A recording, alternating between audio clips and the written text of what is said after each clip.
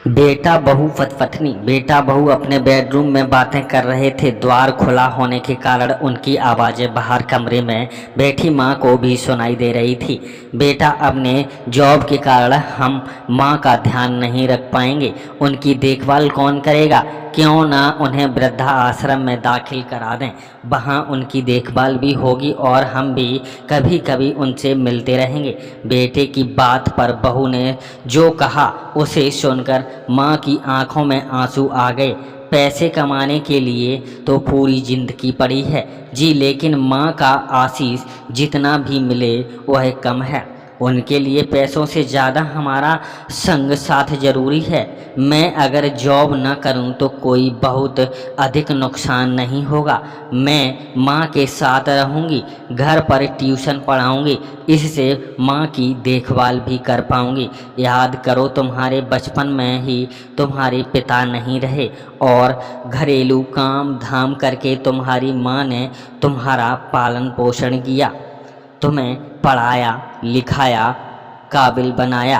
तब उन्होंने कभी भी पड़ोसन के पास तक नहीं छोड़ा, कारण तुम्हारी देखभाल कोई दूसरा अच्छी तरह नहीं करेगा।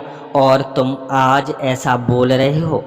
तुम कुछ भी कहो, लेकिन माँ हमारे पास ही रहेगी हमेशा अंत तक। बहू की उपरोक्त बातें सुन माँ रोने लगती है और रोती हुई पूजा घर में तो हंसती है।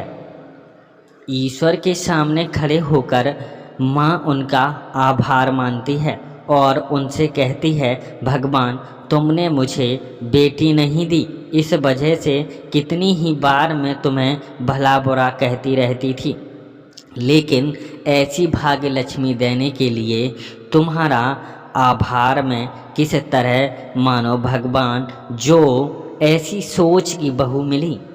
तुम्हारा लाख लाख शुक्र है। आपको यह कहानी कैसी लगी हमें कमेंट करके ज़रूर बताइएगा। चैनल पर नए हो तो सब्सक्राइब ज़रूर कीजिएगा। वीडियो को लाइक और शेयर कीजिएगा। धन्यवाद दोस्तों।